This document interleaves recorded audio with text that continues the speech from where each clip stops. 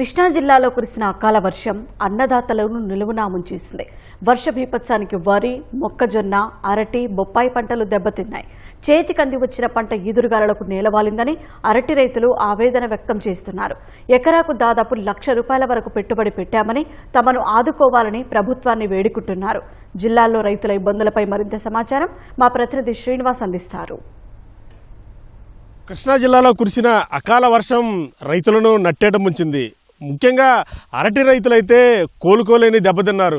ఈదురుగాలులు అలాగే వర్ష బీభత్సానికి చేతికొస్తాయనుకున్న అరటిగెలలో నేలపాలు కావడంతో రైతులు ఆందోళన వ్యక్తం చేస్తున్నారు.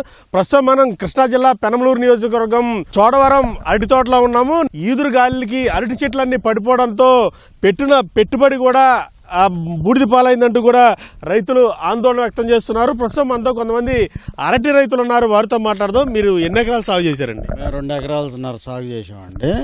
ఈ తోటకు వచ్చిందండి గెల నరికే సమయానికి ఎదురుగాళ్ళు వచ్చి మొత్తం పడిపోయినాయండి. ఏదన్నా మాకు సహాయం చేయగలుగుతారేమో సీఎం గారిని అడుగుతున్నాం. ఈ 2 ఎకరాలకు సంబంధించి ఎంత పెట్టుబడి పెట్టారండి? ₹2,00,000 పెట్టుబడి పెట్టామండి. మనకి కౌలు చేయలేనండి, సొంత చేయలేం కాదు, కౌలు చేయలేనండి. ఇప్పుడు ఎంత నష్టం వచ్చి ఉంటుంది? మొత్తం దాదాపు తోట అంతా కూడా పడిపోయినట్టు ఉంది కదా, అక్కడ మొక్క కనబడుతుంది తప్ప. తోట అంతా ఈ 2 ఎకరాలన్నర చేతికి వస్తేనండి మనకి దాదాపు మిగిలితానికి 8 లక్షల దాకా వచ్చాయండి ఆదాయము.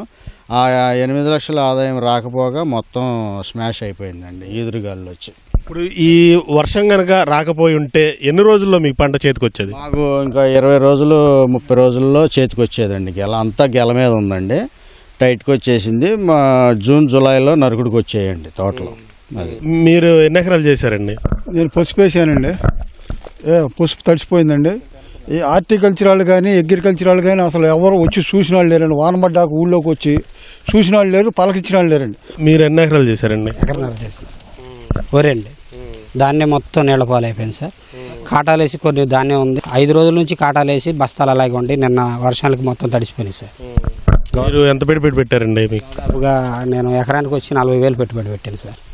ఇప్పుడు 20 ఎకరాలు ధాన్యం ఉంది, మా ఓర్లది కానీ మాది కానీ ఏదన్నా కానీ మొత్తం నేలపాలు అయిపోయింది సార్. మరి గవర్నమెంట్ వాటిని కొంటదో లేదో కూడా తెలియదండి. మొత్తంగా ఒక్కొక్కరిది ఒక్కొక్క విషాద గాథ. ధాన్యం రైతులు కావచ్చు, లేకపోతే పసుపు కావచ్చు, ఈ అరటి రైతులు కావచ్చు, వీరందరూ కూడా కురిసిన వర్షానికి తీవ్ర ఇక్కట్లు ఎదుర్కొంటున్నారు. ప్రభుత్వం స్పందించి నష్టపోయిన రైతాంగాన్ని ఆదుకోవాలంటూ కూడా రైతులు కోరుతున్నారు. కెమెరామన్ భాస్కర్తో శ్రీనివాస్, ఈటీవీ న్యూస్, చోడవరం, కృష్ణా జిల్లా.